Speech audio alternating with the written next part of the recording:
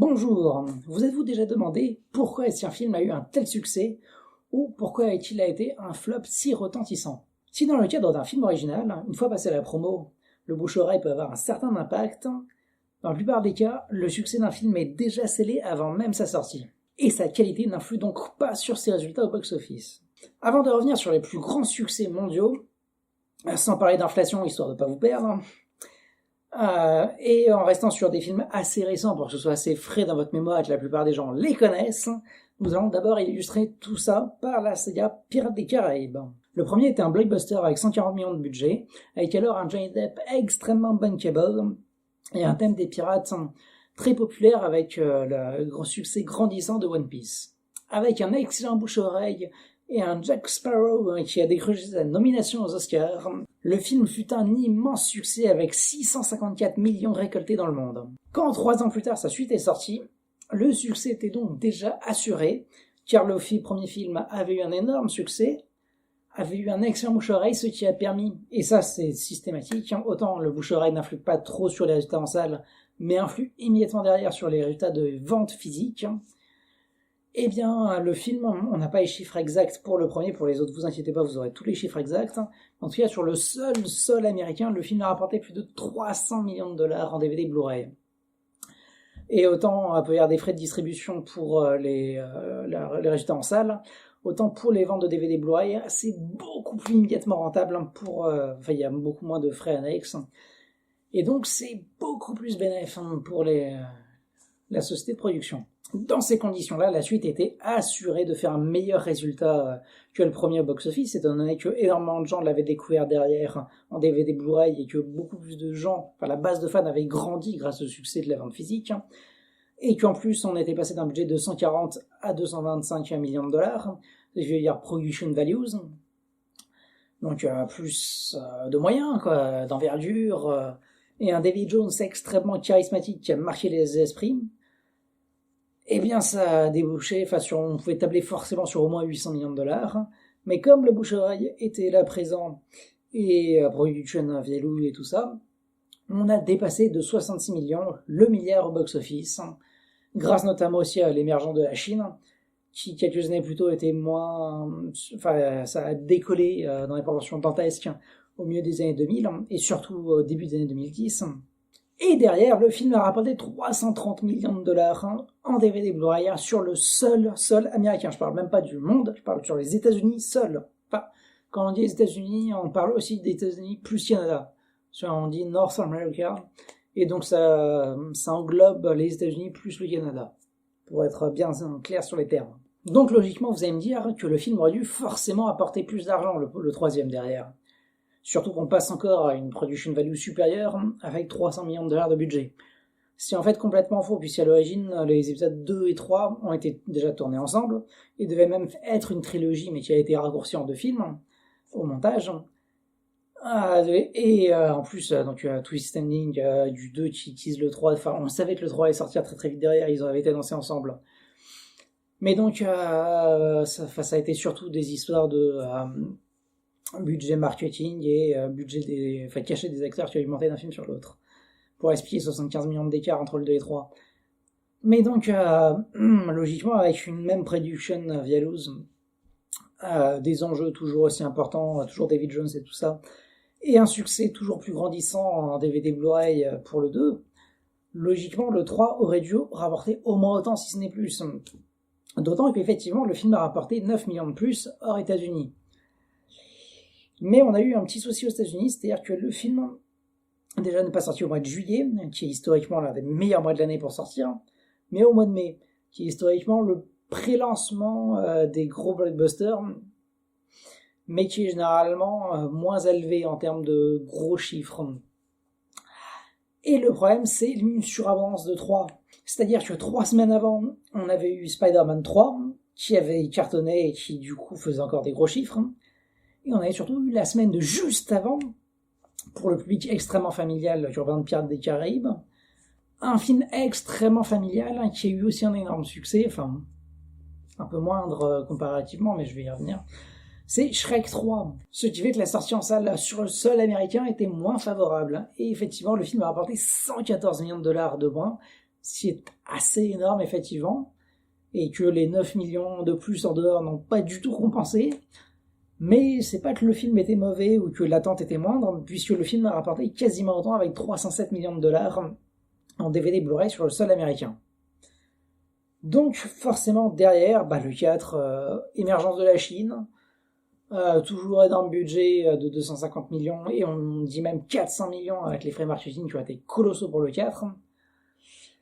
Il y avait forcément toujours une attente énorme, et du coup forcément un succès n'est pas lié au film lui-même, mais à s'y précéder, c'est-à-dire le marketing le plus élevé de l'histoire en termes de coûts. Et on ressort d'une trilogie qui était absolument excellente, et que les gens ont massivement acheté en DVD Blu-ray, et que donc tout le monde a revu et revu, avec en plus une sortie 4 ans plus tard après le 3, donc 4 ans ça restait jouable, c'était pas non plus attendu trop longtemps et que les gens avaient tourné la page. Donc avec le succès énorme en Chine, plus tout ça, ça fait que le film a rapporté plus que le 3, pas autant que le 4. Et d'ailleurs, sans la Chine, si on arrive la Chine dans les totaux du 3 et du 4, le film a rapporté moins, mais il se trouve qu'il a du coup dépassé le milliard, 1,45 milliard. Mais qu'est-ce qu'il se passe pour la suite derrière ? Eh bien, ce 4e, qui a eu son succès grâce à tout ce qui a précédé, avait une production value inférieure, c'est-à-dire avec toujours le cachet mirobolant de Johnny Depp, mais avec un budget brut du film de 50 millions inférieur. Ce qui veut dire moins de batailles en mer, moins de passages épiques, et globalement un film assez décevant, même si ça reste correct. Pour du Pirates des Caraïbes, c'était décevant. Et le public ne s'y est pas trompé, puisque même s'il allait voir massivement le film en salle par rapport à la qualité et au succès des précédents films, les ventes physiques ont chuté de 70% pour seulement 92 millions de dollars sur le sol américain, et avec des critiques largement les plus mauvaises de la saga à ce moment-là. Eh bien, évidemment que pour le 5e opus derrière, les attentes étaient beaucoup moindres. Et on allait forcément se manger, pas un gadin, mais ça allait forcément chuter. Ça allait forcément se sentir. Même si l'émergence de la Chine est que toujours la Chine plus forte, plus puissante, plus belle, plus incroyable, mais il y a tout le reste du monde derrière. Et il se trouve que le 5e avait encore déjà que le 4e avait une production value inférieure au 3e, et bien le 4e, enfin le 5e, avec toujours un budget acteur toujours supérieur, puisque Johnny Depp était alors en plein divorce et ça coûte du pognon, il y a besoin de bifton, ce qui fait que si on enlève le cachet de Johnny Depp, le film, même avec ses 230 millions de budget, a un budget inférieur au tout premier Pirates des Caraïbes,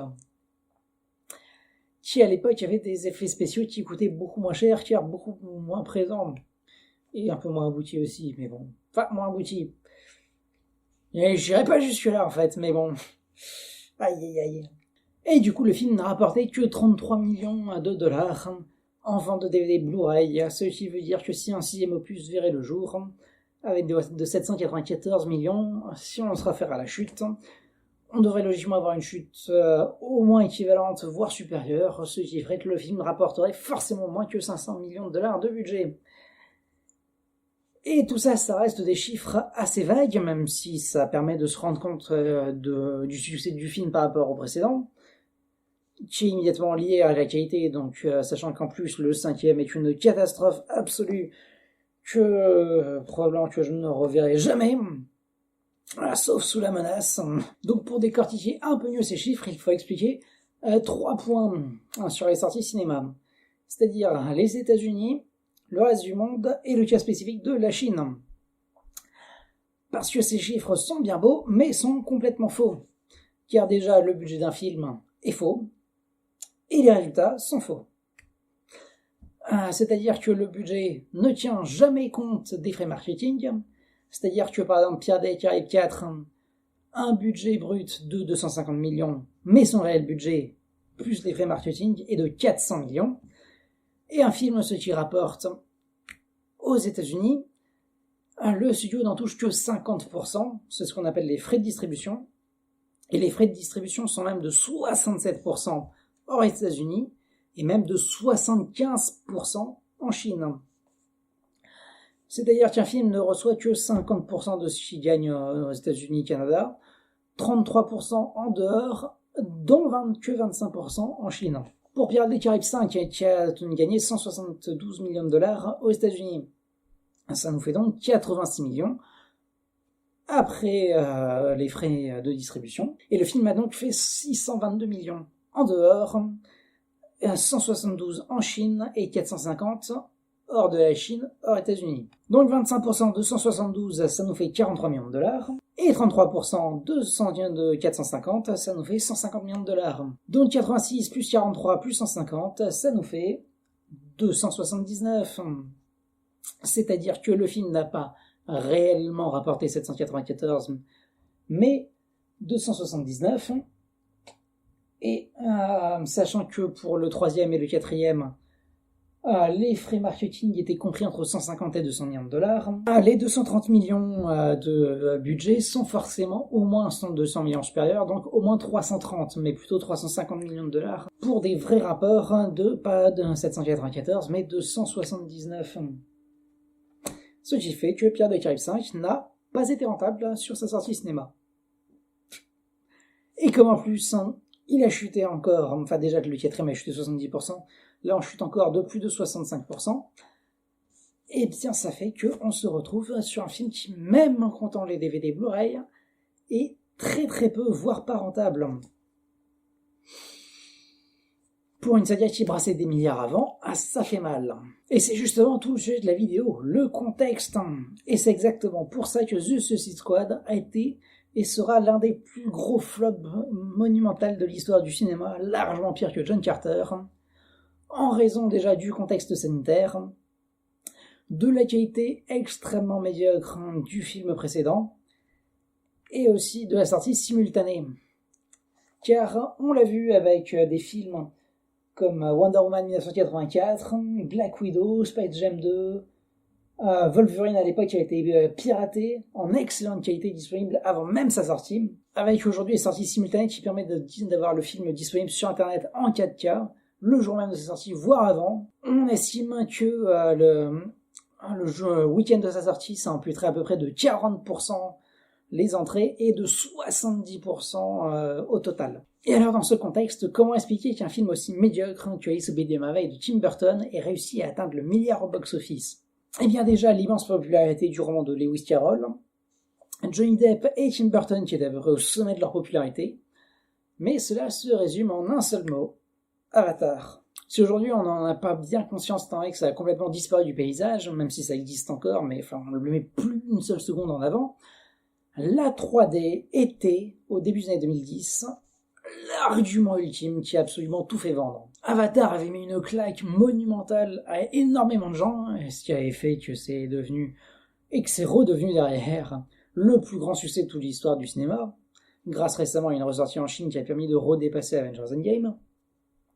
Et donc la 3D avait foutu une claque monumentale, et à l'image du choc des Titans, et de bien d'autres films qui ont suivi derrière, Alice au Pays des Merveilles a énormément axé sa campagne marketing sur l'argument de la 3D. Et d'ailleurs, ça a extrêmement bien marché, puisque 80% des entrées ont été faites en 3D. Avec le surcoût que ça représente, c'est sûr et certain que le film aurait rapporté moins de 800 millions de dollars sans l'apport de la 3D. Alors forcément, avec un réalisateur moins prestigieux, un Johnny Depp en plein déboire, le seul argument marketing qui disait que Sacha Baron Cohen allait être génial en temps, alors que pas du tout, une 3D déjà morte, et le fait que le film est sorti 6 ans plus tard, la suite de Alice au Pays des Merveilles n'avait absolument aucune chance de fonctionner. D'autant que le premier film a été assez mal accueilli.